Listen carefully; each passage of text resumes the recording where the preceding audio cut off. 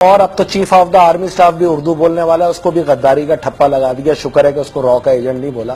یہ پاکستان میں ایک مائنڈ سیٹ ہے، اور یہ مائنڈ سیٹ ان کا ہے جن کے باپ دادے پاکستان کے غدار تھے اعلانیہ، جو قائد اعظم کو کافر اعظم کہتے تھے اور پاکستان کو ناپاکستان کرتے تھے. تو جو غداروں کی جو مکار اولادیں ہیں، یہ ان کا پھیلایا ہوا مائنڈ سیٹ ہے. ان کو شرم آنی چاہیے. پہلے اپنے باپ دادوں پہ تو لعنت کریں، دوسروں کے لوگوں کو یہ غدار قرار دیتے تھے ایک سیکنڈ کے اندر. اب ہر اردو بولنے والا اگر غدار ہے تو آپ یہاں میرے حلقے میں آ جائیں. میں بھی کراچی کا اردو بولنے والا ایک صدر ہوں پیپلز پارٹی کا.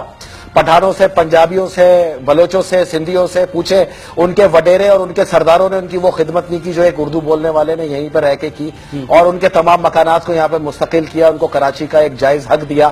یہ اور بات ہے کہ میں کشمیر کے اندر جو ہے وہ سرزمین نہیں خرید سکتا، لیکن ہر کشمیری آ کے ڈیفینس کلفٹن میں دھڑلے سے زمینیں خرید رہے. میں جاتا ہوں کوئی میاں والی یا لاہور تو لوگ مجھے کہتے ہیں میں باہر والا آ گیا. تو یہ مائنڈ سیٹ الحمدللہ کراچی کون پکڑا. ایک بات بتائیے، میں آپ سے ایک بات پوچھنا چاہتا ہوں، اور میں اپنے سوچ کے لوگوں کو ایک دلیل دینا چاہتا ہوں. اور میری دلیل یہ ہے کہ مصطفیٰ کمال صاحب نے جتنے بھی الزامات آج لگائے وہ اب ایک سال کے تو نہیں تھے نا، اس سے پہلے کے تھے. اب ایک سال سے تو کوئی رینجر نے 7 سے 8 چھاپے مارے، عامر خان، قمر منصور سمیت 170 لوگوں کو گرفتار کیا، ان کی انویسٹیگیشن کی، 3000 سے زیادہ ایم کیو ایم کے کارکنوں کو گرفتار کیا جو ضمانت پر آ گئے. تو یہ جتنے الزامات ہیں اس کو تو بھگت چکی ہے ایم کیو ایم. کوئی نئے الزام کی بات کی جائے نا جو ایک سال میں ہوا ہو.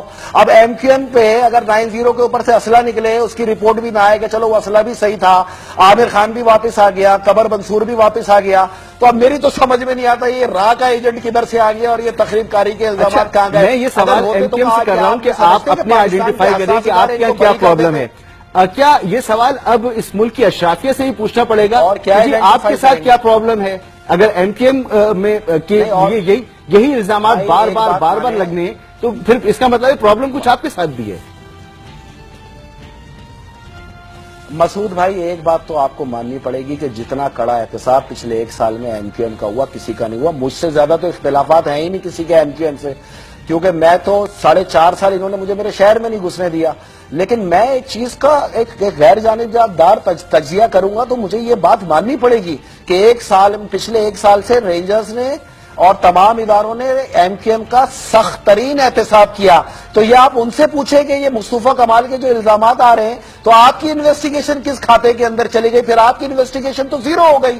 کم سے کم ٹیلی ویژن پہ تجزیہ دینے سے پہلے آپ کو رینجر سے یہ سوال کرنا چاہیے کہ اگر 170 دہشت گرد گرفتار کیے تھے بشمول عامر خان کے اور وہ واپس آ گئے تو اس کا مطلب پھر وہ دہشت گرد نہیں تھے. ہمارے حساس ادارے غلط انویسٹیگیشن نہیں کرتے. یہ جتنے بھی الزامات ہیں یہ تو آٹومیٹکلی غلط ثابت ہو چکے.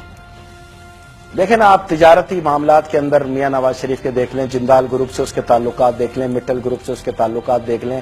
اچھا یہ چھوڑے، میں کے الیکٹرک کی تمام انتظامیہ کا ریکارڈ رکھ چکا ہوں. 80% انڈین بیس ہے، سب را کے ایجنٹ ہیں. آج تک ابراج گروپ میں تو جھانک کے کسی نے نہیں دیکھا. تو مسئلہ تو پھر را نہیں ہے نا، پھر تو مسئلہ کچھ اور ہے. یہ تو سمجھ میں آنے والی بات ہی نہیں ہے. اگر را مسئلہ ہے تو کے الیکٹرک کی انتظامیہ کو گرفتار کریں جو 800 ارب روپے کا کاپر چرا کے بیچ کے کھا گئے. اس میں کسی اینکر کو بولو تو اس کے پاؤں لرزنا شروع ہو جاتے ہیں، کہتے ہو یار مالک نوکری سے نکال دے گا بھائی، اشتہار بند ہو جائیں گے. تو یہ تو صورتحال ہے.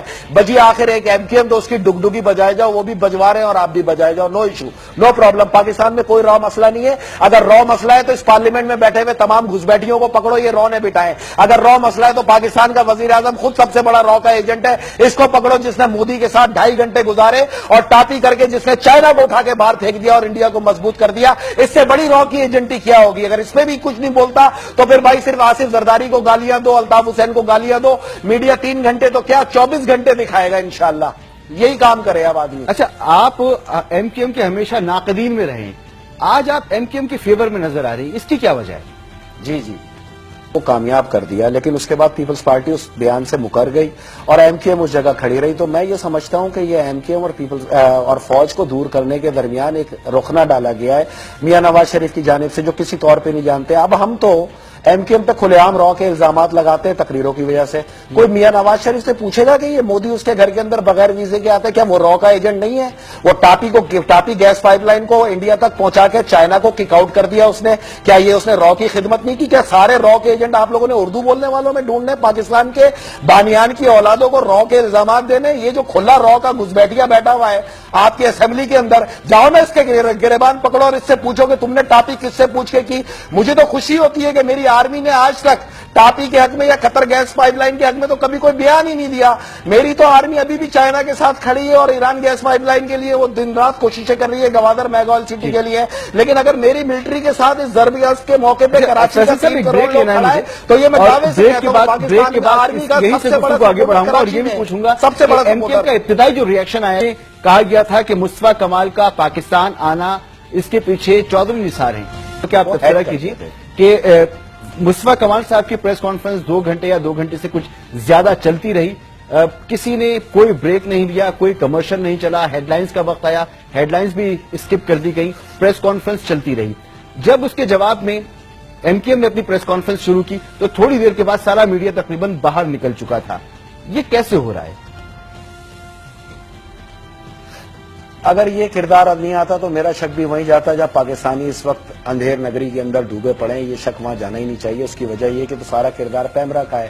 میں افواج پاکستان کے حق میں بات کروں, پیمرا ابھی میرا بلاک کر دے گا, آپ کو نوٹس بھیج دے گا. میں انصاف کے تقاضے کی بات کروں تو پیمرا میں بیٹھے ہوئے لوگ آپ کو بھی نوٹس بھیج دیں گے اور آپ پہ فائن کر دیں گے. تو یہ تو پیمرا کی کارستانی ہے نا, اور پیمرا کو ڈائریکٹ ہیڈ کرتا ہے وزارت اطلاعات اور خود میاں نواز شریف صاحب. تو اب اس چیز کے اندر تو کوئی دو رائے نہیں ہے کہ اس پورے ڈرامے کے پیچھے جو ہے وہ میاں صاحب کا کردار موجود, میں اس کا سامنا کروں. لیکن میں آپ کو ایک بات پوچھنا چاہتا ہوں, یہ جو سری لنکن ٹیم پہ حملہ کرایا تھا وہ تو باقاعدہ رو نے کرایا تھا, تو وہ بھی الطاف حسین ہی تھا اس کے پیچھے. یہ جو سانحہ صفورہ ہوا تھا نا جس میں 35 آدمیوں کے سروں میں گولی مار دی تھی, وہ بھی الطاف حسین نہیں کرایا تھا. یہ جامع کراچی میں جو دھماکے میں نکلے تھے نا لوگ قاتل, وہ بھی الطاف حسین کے حکم پہ آئے تھے. بھائی یہ سرن جماعت اسلامی تھی, ایک طرف ڈگڈگی بجاؤ دوسرا ڈھول نہیں پیٹو تو دوسرا ڈھول جو ہے کمزور ہو جائے گا. تو اگر آپ کو انصاف لے کے چلنا ہے تو سیدھا سیدھا ناک کی سیدھ میں انصاف کریں. یہ 2016 ہے, یہاں پہ جو رستے میں آج جانور پھر رہے ہیں نا ان کو بھی پتا ہے کہ حق کیا ہے اور سچ کیا ہے.